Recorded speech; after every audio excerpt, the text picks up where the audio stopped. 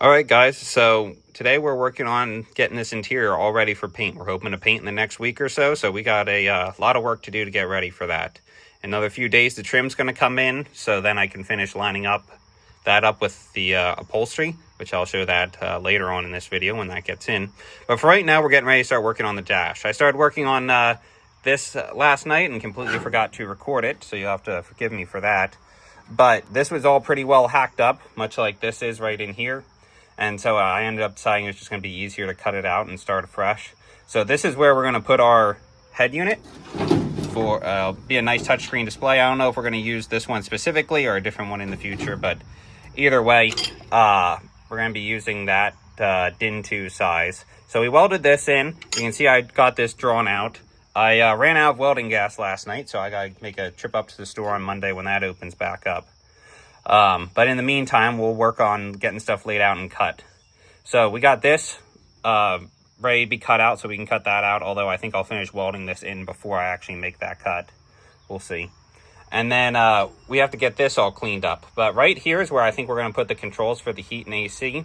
That's going to be in later today, so I'll be able to kind of line that up and see if that's going to fit here, or if I have to try and place it somewhere else, like over here or something like that. So we'll get that figured out shortly. Soon I'm going to have a hole saw coming in so we can drill holes in here for the speaker.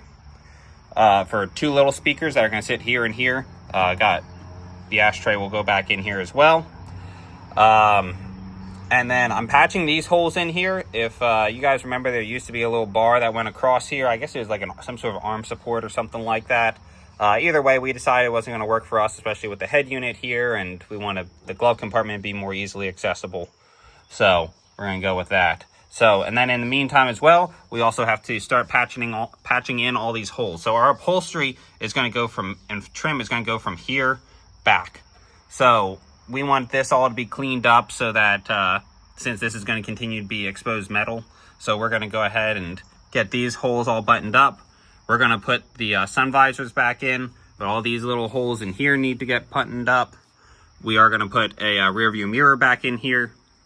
All of that. And then from here back, everything else is going to be covered, so we don't really need to worry about it.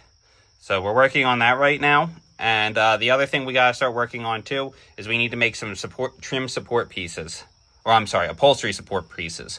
So our trim is going to cover from here down to somewhere in here. That's what we need the trim to get in before we can lay that out. But what's going to happen is where the trim ends, we're going to do upholstery from here down, and that matches the seats. So that's going to be a padded marine leather over plywood. So we need something to secure the plywood too. So the previous owner, what he had done was just glue wooden pieces that went from here to there. It certainly works, and it seems to have held up for quite a long time. Personally, I don't really like gluing, and I'd like to try and keep as much wood out of this as I can and keep it all metal. So what we're going to do is we're going to cut and weld metal supports to go in this whole length. So we'll have a metal support that goes from here to here. And for right now, we're going to start working on getting the metal supports that go from all along the bottoms around here. That way it's nice and secured on all four sides. So, and another project we're going to start working on is that the top up here is also going to all get upholstered. So you can see that we have supports that go all across the middle, but we do not have supports all the way in the trunk, and we do not have supports going up in here. So we're going to weld a strip up in here and down here so that our plywood, when we upholster it, has a place to sit up here, and the same thing back there. So and then from there we got some more work to do in the back to try and fab up for the bench seat, or for the flip down seats, but we'll get to that in a little bit. So right now I'll take you inside and show you what we're doing to make the support brackets to go across here.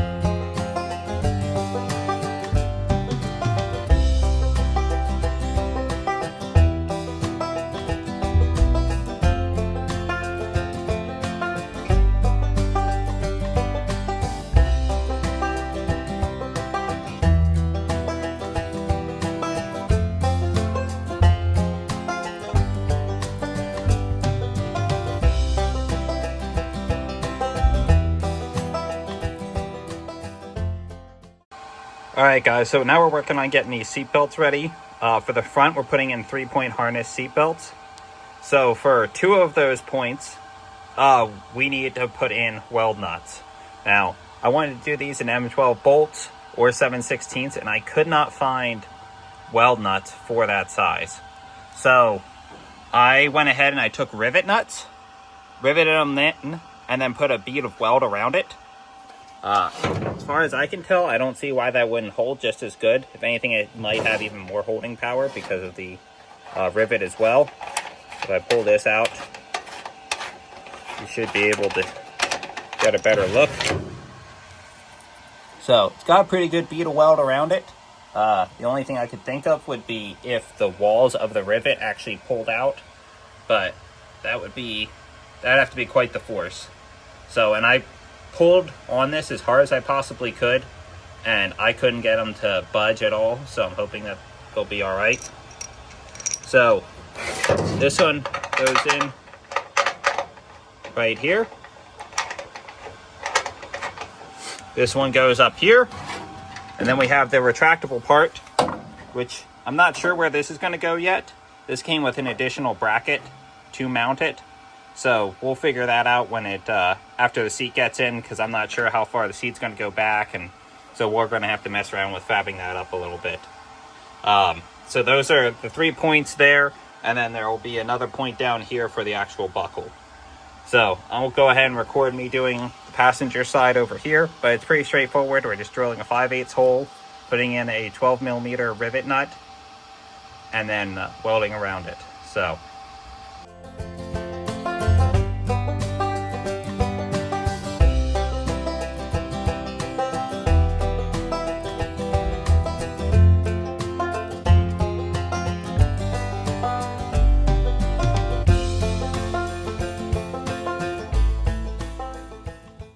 all right, guys, for the upholstery support pieces, what we're doing is we're actually cutting down this square tubing. So when I went to my local metal shop, I couldn't find exact dimensions of what I was looking for.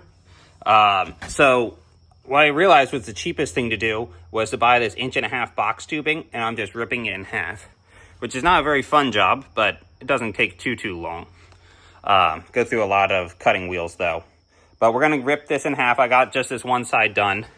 Gonna flip it over, do this other side next. But from there, once they're cut in half, then we'll have some good raw material to work with. And so then we can start taking measurements and starting to get that fabbed up in place.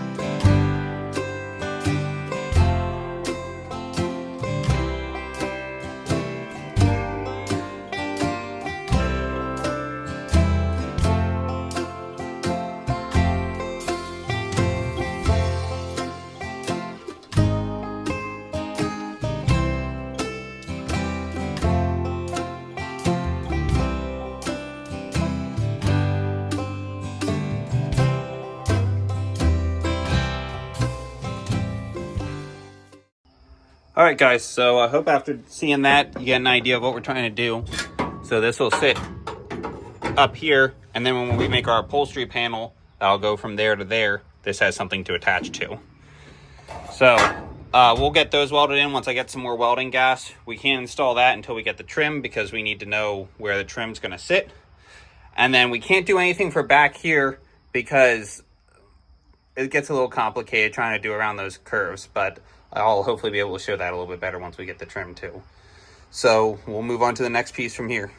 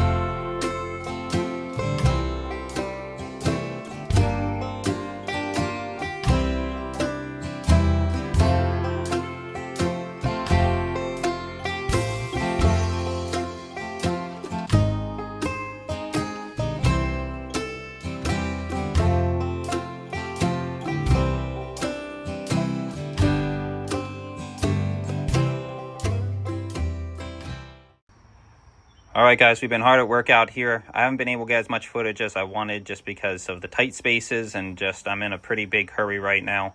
So I'm not taking as much time as I would have to set up the camera. But I just want to document some of the things that we did. We got our pile of trim over here today, so that's pretty exciting. And so that lets us finish getting everything set up.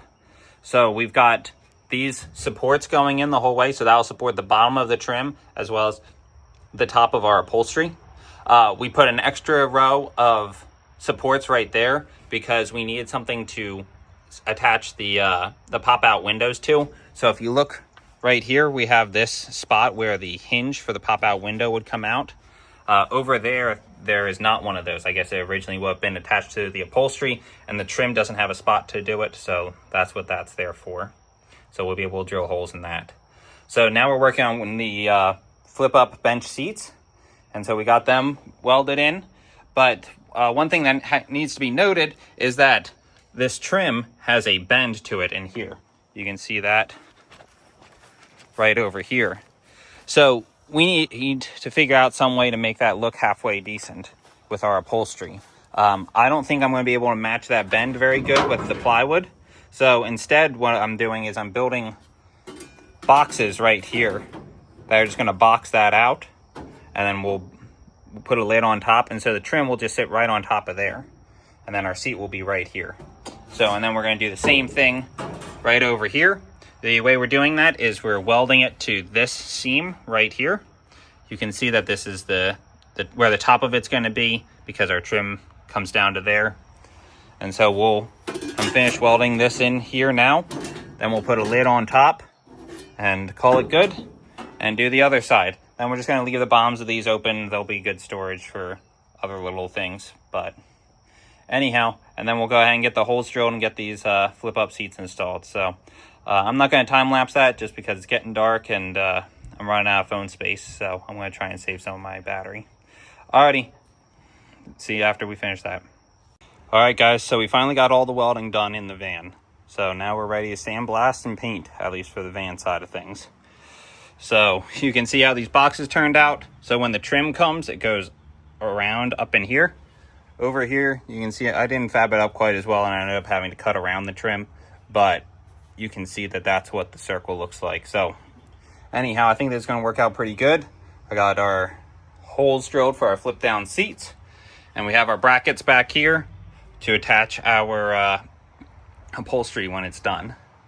So we're looking pretty good. We're making some good progress. And so it looks like the next thing now is going to be sandblast and paint. So that's probably going to conclude this video. I also show you up front here in the dash. We got everything cut out that we wanted in here. So we got our holes drilled for our speakers. We got the cutout for our DIN 2 touchscreen display. This is the controls for the heat and air system. And then we got these two holes cut over there, and those are the louvers for the heat and air. So these ones will be our front, then we'll have the foot ones mounted somewhere else, and then these are the ones for the defrost. So it should turn out pretty decent. So, alrighty guys, so next time I see you, we'll be sandblasting, and hopefully this whole thing should be totally painted. So, thank you guys, take care, and God bless. Alright guys, so I wanted to go ahead and record a little postscript here, which is we got the van sandblasted and painted. And I want to apologize because we did not get any video of that. And the reason for that is that things just did not go very well at all. I can happily say that by the end of it, the van is painted and the paint looks pretty okay. But we had some issues with the sandblasting.